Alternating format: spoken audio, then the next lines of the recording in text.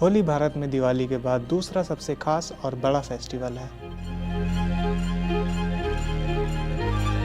पूरे north India के साथ साथ साउथ इंडिया की भी कई जगहों पर होली सेलिब्रेट करी जाती है। माइथोलॉजी की माने तो होली का दहन और रंगों से होली खेलने के पीछे कुछ कहानियां हैं, जिनके बारे में हम आज की वीडियो में बात करेंगे और साथ में जानेंगे ब्रज की होली, जो कि मथुरा और वृंदावन की तरफ बहुत फेमस है। वो आखिर क्या है, उसकी शुरुआत कैसे हुई और वो खेली कैसे जाती है।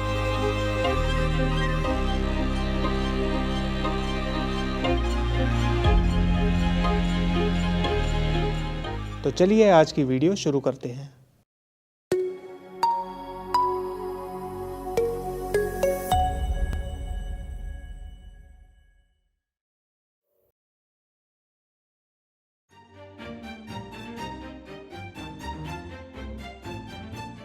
पुराने समय में एक डेविल किंग यानी कि एक शैतान राजा हुआ करता था, जिसका नाम था हिरण्यकश्यप।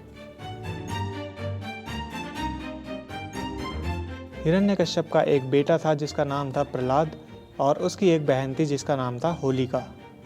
हिरण्यकश्यप ने सालों तपस्या करके ब्रह्मा जी से अमर होने का वरदान मांगा था और ब्रह्मा जी ने उसे वरदान दिया कि ना धरती पर उसे कोई मार पाएगा और ना ही आकाश में, ना ही दिन में ना ही रात में, ना किसी अस्त्र और शस्त्र से उसकी मृत्यु होगी, ना घर में ना घर के बाहर, ना ही कोई जानवर और ना ही कोई इंसान उसे मार सकेगा। ये वरदान पाने के बाद वो खुद को ही भगवान समझने लगा और उसने अपनी प्रजा को भी कहा कि वो भगवान की पूजा करना छोड़कर उसकी पूजा करने लगे और अगर वो लोग ऐसा नहीं करेंगे तो वो उन्हें मार देगा। पर उसका खुद का बेटा प्रहलाद विष्णु जी की पूजा करता था और विष्णु जी का परम भक्त था। एक दिन हिरण्यकश्यप ने अपने बेटे से कहा कि वो विष्णु जी की पूजा करना छोड़कर उसकी पूजा करने लगे जैसा कि बाकी सब प्रजा करती है, पर प्रहलाद ने ऐसा करने से साफ मना कर दिया। प्रहलाद के मना करने के बाद हिरण्यकश्यप ने अपने ही बेटे को मारने के लिए अलग अलग तरीके अपनाए, जैसे कि सैनिकों से कहा कि उसे मार डालो, कई बार उसे पहाड़ से भी नीचे गिरवाया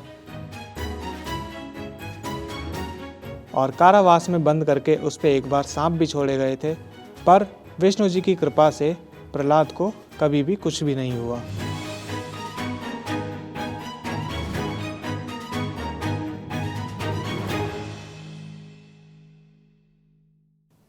इन सब के बाद हिरण्यकश्यप ने प्रहलाद को मारने के लिए एक नया रास्ता बनाया, जिसमें कि उसने अपनी बहन होलिका, जिसे वरदान के रूप में एक ऐसा वस्त्र मिला हुआ था जिसे पहनकर वो यदि आग में जाएगी तो उसका कुछ नहीं होगा, मतलब कि वो नहीं जलेगी। तो इस बार अपनी बहन के साथ मिलकर उसने प्रहलाद को मारने का फिर सोचा, जिसमें कि उसने महल के बाहर एक चिता बनवाई, जिसमें होलिका से कहा गया कि वो वरदान में मिला वस्त्र पहनकर प्रहलाद को गोद में लेकर बैठेगी और फिर चिता में आग लगाई जाएगी, जिसमें कि होलिका को कुछ नहीं होगा। प्लान के मुताबिक होना तो यही चाहिए था, पर हुआ बिल्कुल इससे उल्टा। भगवान ने इस बार भी प्रहलाद को बचा लिया और होलिका जलकर भस्म हो गई।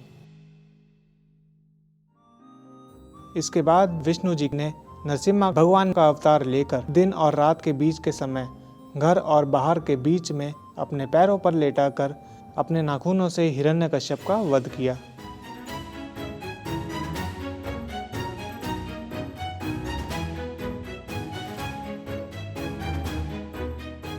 तब से लेकर आज तक हम होलिका बनाकर प्रहलाद महाराज के भक्ति और साहस की पूजा करते हैं और होलिका के साथ साथ अपने अंदर की बुराइयां, क्रोध और अहंकार जैसी चीज़ों का दहन करते हैं।